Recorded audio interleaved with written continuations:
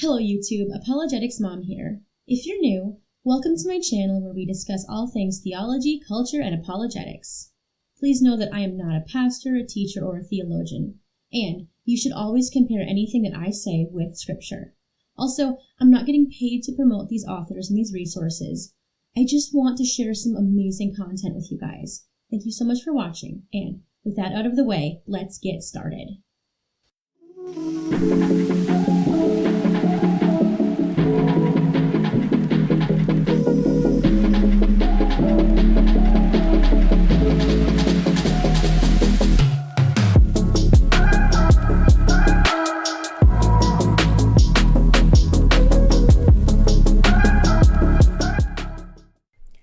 Hey guys, welcome to episode 2 in my Christian book series. We're going to be talking about chapter 2 of Natasha Crain's book, Faithfully Different. In episode 1, we learned about how we're actually a minority now. We're a worldview minority surrounded by secularism. And we talked about some of the secular ideas that are penetrating the church. Ideas like universalism is true, and the Bible isn't really inerrant, and Christ isn't the only way. Chapter 2 of Natasha Crain's book, Faithfully Different, is entitled Surrounded by Secularism. And first, she wants us to understand what that word secular even means. She says that there's basically 2 definitions of the word secular. You can have secular as a political structure, or you can have secular as a worldview. And first, she goes on to talk about secularism as a political structure. So when talking about secularism as a political structure, it's not necessarily a bad thing. She says on page 36 of her book, perhaps the most common context for the word secular is in how a society runs. For most of history, there has been little or no divide between religion and the state. It wasn't until the founding of the United States that an explicitly secular country was established. The U.S. Constitution states Congress shall make no law respecting an establishment of religion or prohibiting the free exercise thereof. Basically saying that you can be a functioning member of society without being forced to adhere to a specific religion. And I think that's ultimately a good thing.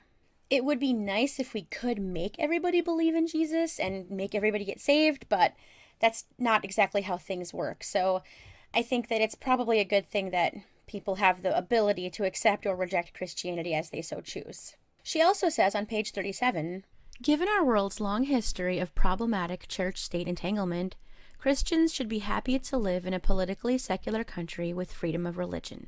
Secular doesn't necessarily have a negative connotation. I mean, can you imagine living in a country where you were actually forced to follow a religion that you don't believe in?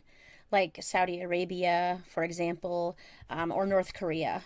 These are countries where the government itself can literally come to your door and arrest you or your family, or do even worse to you just for practicing your faith publicly. And currently, here in America, you might get some persecution for being a Christian. You might lose some friends, you might lose your job, you might get canceled, but ultimately we have it so good here, and I don't want us to take that for granted. On page 37 of her book, Natasha says this, our secular society may not be committed to the authority of a particular religion, but individuals who are have every right to bring their views into the public square for discussion and consideration. We live at an amazing time in history where we have not only the freedom to share the gospel, but we have the unfathomably powerful tool of the internet to share that truth across the entire globe. We know that America was founded on Judeo-Christian values, but unfortunately I think that we're slipping further and further away from that foundation with every passing year. Like I said, lately professing Christians are slowly abandoning traditional Christian values like the inerrancy of Scripture and the exclusivity of Christ.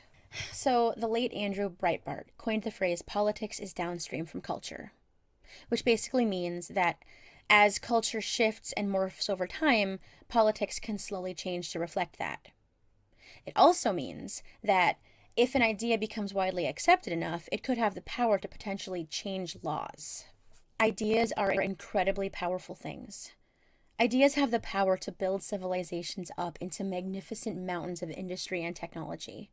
They also have the power to erode away those same mountains, like a raging torrent that began as a tiny stream. Rulers and leaders know that free speech can be a powerful and dangerous thing. If they can successfully suppress the expression of certain truths and ideas, they can maintain their control of the population. Just look at the way that things have escalated in the past few years. Simple truths that we have known for literally thousands of years are being twisted into something unrecognizable. Such a simple and beautiful truth as biological gender is now being turned into a weapon against those of us who are still willing to stand for truth. Now that we've talked a little bit about secularism as a political structure, Natasha wants us to understand what secularism means as a worldview. So first of all, what's a worldview? Everybody has a worldview, whether they know that term or not. Your worldview is basically the lens through which you see reality. Every worldview has to answer certain basic questions. How did we get here? What's wrong with everything? And what happens after we die? Worldviews also have to answer questions like, what is truth and what is morality? Do those things even exist, and how do we define them? So listen to what she says on page 41. She says, when you take away the authority of a religion and its gods, you aren't left with no authority. You're left with the authority of the self. So there has to be some kind of authority that influences and guides us. And if that authority isn't going to be a god of some kind, she's right. You're only left with the authority of self, the authority of what you want to do. We were made to have a relationship with our Creator. We were made to follow and serve God. It's built into our DNA. I'm sure you've probably heard that phrase that every one of us has a God-shaped hole in our heart that only He can fill. So when you take God out of the picture, that longing is still there, and we have to find something to turn to. We have to find something to look to as our authority and as our guide. So if culture has such a powerful influence on politics, what has a big influence on culture? I think that one of the biggest things that has an influence on culture is celebrities. Celebrities with secular worldviews and huge platforms. When you put those two things together, you get a lot of common people hearing some really bad ideas from people that they look up to. We're now going to take a look at some quotes from some celebrities. We're going to start with Oprah Winfrey. So here's some quotes. She says, "You define your life. Don't let other people write your script. Create the highest, grandest vision possible for your life because you become what you believe. You don't become what you want, you become what you believe. Follow your passion, it will lead to your purpose." You've got to follow your passion. You've got to figure out what it is you love, who you really are, and have the courage to do that. I believe that the only courage anybody ever needs is the courage to follow your own dreams. That sounds pretty self-centered. That definitely sounds like the authority of the self. I have to find my dreams and what I want to do and not let you stand in my way. I get to have what I want and follow my dreams and be courageous, and you cannot tell me that it's wrong. Okay, brace yourself. Yeah, we gotta go there. We gotta quote some Joel Osteen here. He says, "You have to learn to follow your heart. You can't let other people pressure you into being something that you're not. If you want God's favor in your life, you must be the person He made you to be, not the person your boss wants you to be, not even the person your parents or your husband wants you to be. You can't let outside expectations keep you from following your own heart. Don't just accept whatever comes your way in life. You were born to win. You were born for greatness. You were created to be a champion in life." And lastly, if you can see the invisible, God will do the impossible. Whoa. So basically, the idea is that you create your destiny based on what you want from following your heart. You get to be in charge, and you get to chase after your wants and dreams. Me, me, me, me, me. If I had the time, the energy, and the motivation, I could list hundreds more examples like these. And who doesn't want to be their own boss? I mean, the idea of being your own authority is certainly an attractive idea. I mean, isn't that what tempted Eve in the garden? She wanted to have the knowledge of good and evil. But that is not what we're called to do as Christians. That's how the world thinks. But we are to have our hearts and our minds set on things above, not on earthly things. So the everyday average person who doesn't know any better, they listen to these ideas, they start liking these ideas, they start sharing these ideas with their friends, and they start putting them into practice. Therefore, culture gets influenced, and then over time, the ideas become widely spread enough, and then people start complaining more about inequity and injustices, and it escalates further and further and further until laws start getting changed. A good example of this is Canada, where now it's basically illegal to do Christian counseling with somebody who is struggling with same-sex attraction. It's illegal there. And if we don't start standing up for truth more and more now, the same thing is going to happen here in America. You know that this is true. And a lot of these regular people who are believing these ideas, they don't know any better because they're not being fed spiritual truths. They are not reading their Bible, and they are not going to a biblically sound church. They're basically just people drifting through life, not knowing any better. They're just following after their own desires, grabbing after whatever pleases them, just trying to chase after things that they think are good and right and pure, while ignoring the only good, right, and pure one, which is our Savior, Jesus Christ. Okay, back to Natasha's book.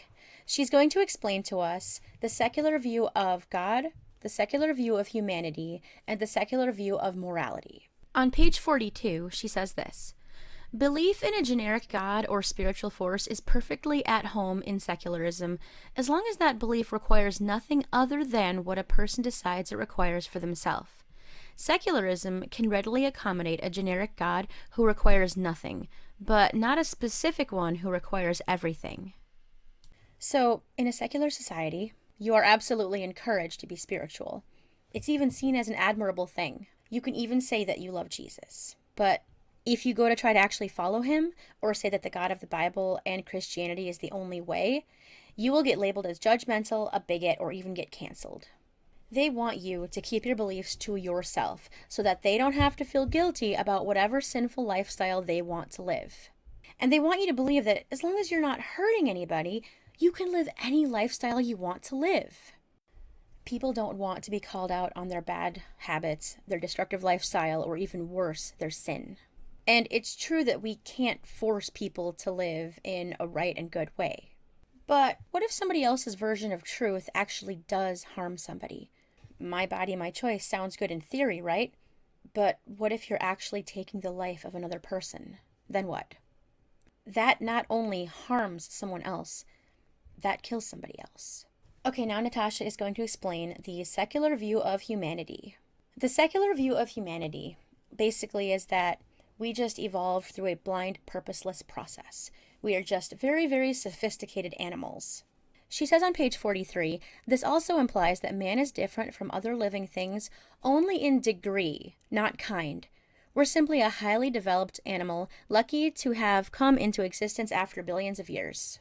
So, under this view, we're not made in the image of God, and we're not inherently valuable just because we're humans. We're just incredibly sophisticated and evolved animals. And if that means that we can advance our species through designer embryos through eugenics, sterilizing certain people with inferior DNA, or legally assisting in the unaliving of someone who is suffering or no longer contributing to society, well then hey, we're on the right track. And while those things that I just listed are controversial at best and atrocious at worst, they are perfectly consistent with a secular worldview. Okay, now we're going to talk about the secular view of morality. On page 44, she says this: that a secular view of morality is one in which everything is relative to individual preferences and nothing is right or wrong for all people. Everybody just gets to live however they want to live, do whatever they want, and we're all supposed to live in harmony with each other. Oh, but don't judge, because that is actually wrong, according to them. So Natasha is going to quote a certain secular organization whose tagline is empathy, reason, advocacy. They state that their mission is to encourage benevolence and empathy, reject theoretical authority, advocate practical common sense, oppose injustice, and undertake noble pursuits. Would you like to know which organization has that as a tagline? The Satanic Temple. Yup. They also say a unifying attribute of all Satanists is our embrace of our outsider status. Satanists adhere to the principles of individual sovereignty. Yeah, I found that pretty shocking. So virtually every person agrees that you should do good, you should be good, help others, and don't do any harm. But the problem is that without an authority outside of ourselves, none of us can even agree on what those terms mean. Take so-called reproductive justice, for example. One group says that it's good, right, and pure for a woman to do whatever she wants to do with her own body. The other group, my group, says that it's actually terminating the life of a precious little person that didn't even ask to be here. So, on the outside, we both want what's good, right, and pure. But what if your idea of what's good, right, and pure clashes with what my idea of good, right, and pure is? Then what? So, without an outside authority, it's just my word against your word. It's just what I like versus what you like. And unfortunately, the people in charge of everything are not truly on the side of what's truly good, truly right, and truly pure. All right, one of the last things that I want to list from this chapter is incredibly profound. I don't want to spoil it by giving an actual quote, and I fear that I've done enough of that already, and I want you to go buy the book. But she lays out this amazing analogy. What if you're sitting down to play a board game, and you know that there's an actual rule book? There's an objectively right way to play the game. Now, what if there's other people playing the board game with you, and not only do they not want to follow the rules, they don't even think that objective rules for this board game exist. They want to play when it's not their turn, they want to make up their own rules, and they want to move game pieces that aren't even theirs. You could just get up and leave the table. But what she says is that, unfortunately, this is kind of what's going on right now in society and culture. We're actually being forced to play this game, even though we know that people are not playing by the right rules, and we can't get up and leave. We don't have a choice. We are at an incredibly important and dangerous crossroads in history. I don't think it's too late to turn things around, but we have to act fast. The rulers and leaders of this time are systematically unraveling the very fabric of reality as we know it. They are trying to undermine the very nature of truth itself. And maybe it's not affecting you right now. Maybe you live in a small town. Maybe you haven't been forced to get the jab yet. Maybe your children are not learning false ideas about racism in school. But make no mistake, okay? It is coming. The times are long gone when we had the privilege of sitting idly by and letting others fight our cultural battles and defend our freedoms. Something has to be done. I don't know what that looks like for you. I don't know if that means talking to your representatives, going to your school board meetings, or starting a small group at church. But every single one of us has to be fighting for truth. We have to be standing up for what's right, because the darkness is closing in. And the only thing that's going to stop it is if we shine our lights and fight the darkness back. Are we going to just sit by and let our children's future and well-being crumble in the closing fists of a destructive worldview? Because it all starts with secularism. And this shouldn't just be my soapbox. Every single one of you should have a soapbox similar to this. Because the day that we stop fighting for truth is the day that we have lost all earthly hope indeed. And we know that eventually God is going to make everything okay again. We know that Jesus is going to come back and give us a new heaven and a new earth. But we still have to stand up for truth. Well, I really hope that you liked episode 2. I am sorry that it took me so long to post. And before I leave you, let me ask you one of the questions on the last page of chapter 2 of her book. The question is, in your own words, how would you describe the difference in meaning between secular in a political sense and secular in a worldview sense? Please leave your answer to that question in the comment section below. Don't forget to like, share, and subscribe, as always. And hopefully I will see you in the next one. Bye!